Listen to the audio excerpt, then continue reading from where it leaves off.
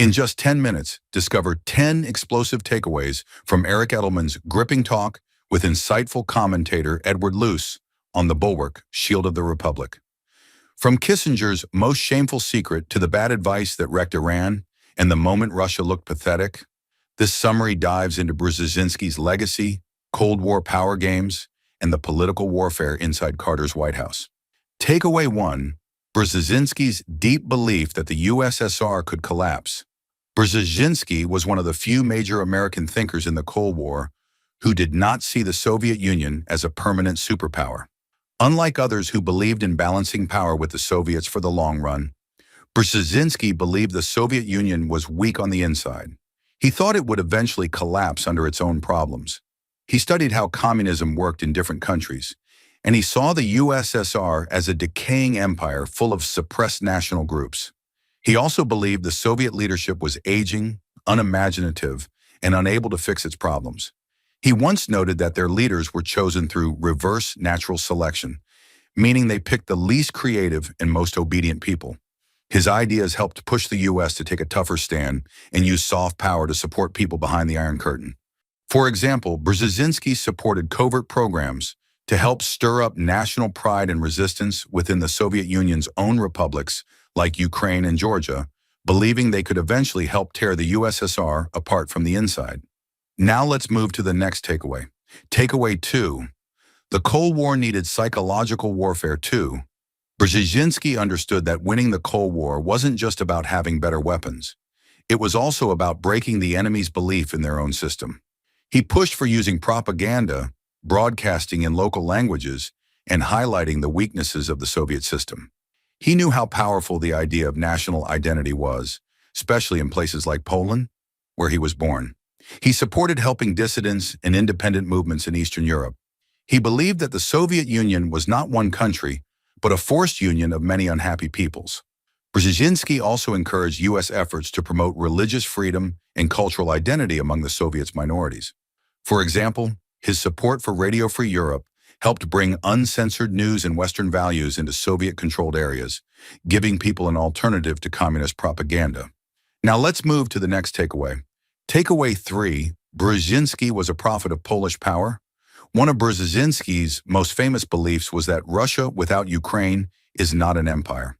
He said this before Ukraine gained independence and long before the 2014 crisis with Russia.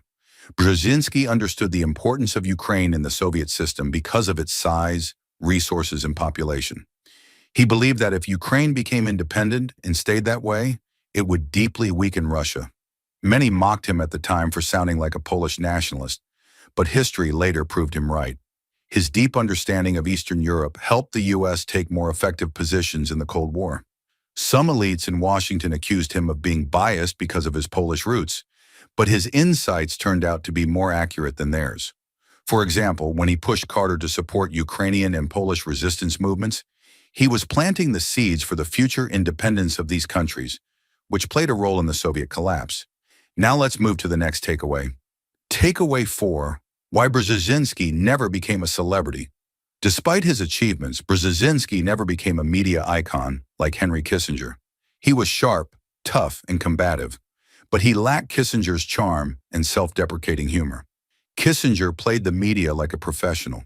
He made jokes, smiled at journalists, and always kept his public image alive. In contrast, Brzezinski often clashed with reporters and came across as arrogant. He did not try to be liked, and that cost him in Washington. His public image became one of an aggressive intellectual who didn't know how to play politics with a smile.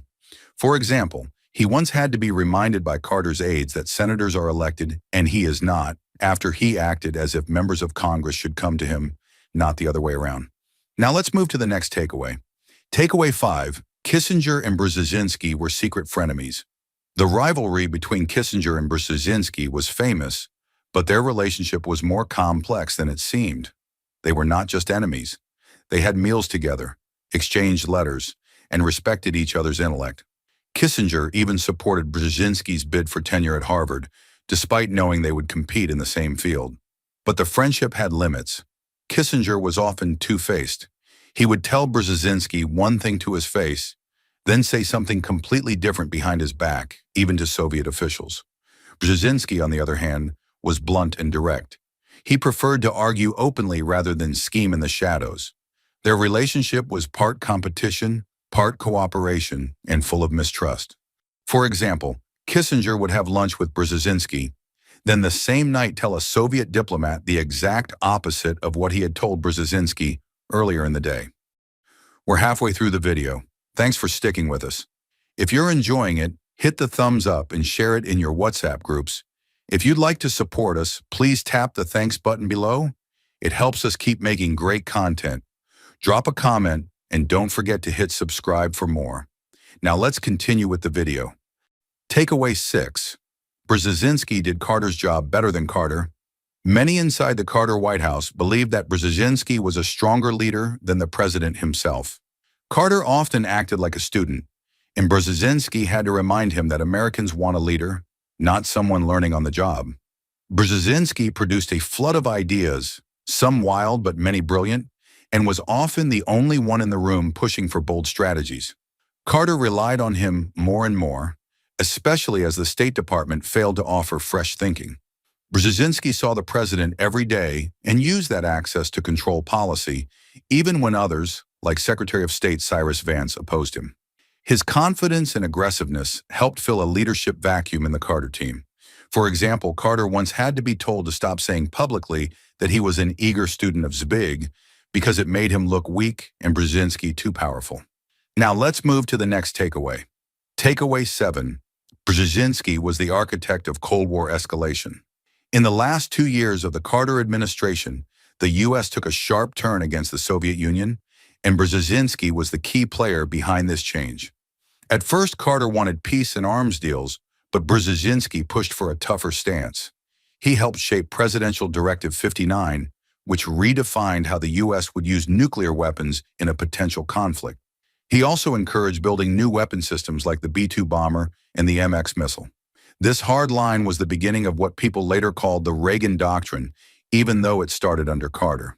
Brzezinski saw the Soviets as aggressive and dishonest, and he wanted the U.S. to regain military strength. For example, he saw that when the U.S. stopped building weapons, the Soviets kept building, so he argued that restraint only made America look weak. Now let's move to the next takeaway. Takeaway 8. The fall of the Shah exposed U.S. blindness.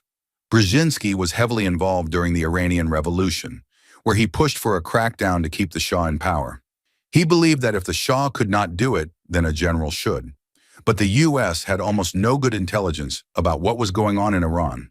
The CIA relied on the Shah to tell them everything, which meant they were blind when the regime started collapsing. Meanwhile, the State Department believed that a moderate Islamic government could be formed, even working with Ayatollah Khomeini. Brzezinski thought this was a fantasy. He was right, but his own plan to support a military solution also turned out to be impossible because the Shah was dying of cancer and had no strength left. For example, the U.S. ambassador to Iran, William Sullivan, called Khomeini a Gandhi-like figure and sent a cable openly accusing Carter of being reckless for not listening to him, yet was not fired for this act of insubordination. Now let's move to the next takeaway. Takeaway 9. Brzezinski helped prevent a Soviet invasion. One of Brzezinski's greatest moments came near the end of Carter's term, when it looked like the Soviet Union might invade Poland. There were 18 divisions of Soviet and Warsaw Pact troops massed at the border. Brzezinski used everything at his disposal to stop them. He worked closely with Pope John Paul II, a fellow Pole, to calm the situation and avoid provocations. He also used top-level intelligence from a Polish colonel who was secretly informing the CIA.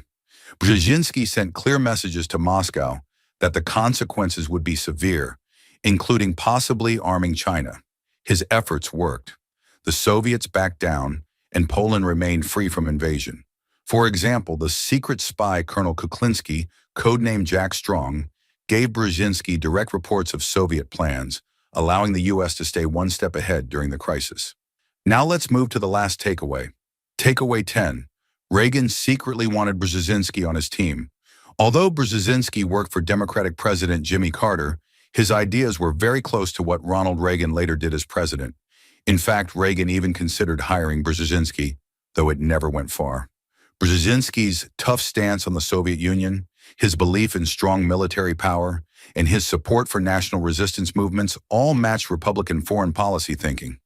He was seen by many as the Republican who actually understood Russia better than the Republicans themselves. Reagan continued many of Brzezinski's policies, including military buildup and support for anti-Soviet fighters around the world. Despite being a Democrat, Brzezinski's worldview was more in line with hardline Republicans than with liberal internationalists. For example, Reagan followed through on the same strategy in Afghanistan that Brzezinski had started, including support for the Mujahideen, which eventually played a key role in the Soviet withdrawal. Thank you for watching. If you'd like to support this channel, hit the thanks button below. It really helps us keep going. If you enjoyed this summary, please leave a like and share it in your WhatsApp groups. To join discussion about this video, drop a comment below. And for more videos like this, hit the subscribe button below.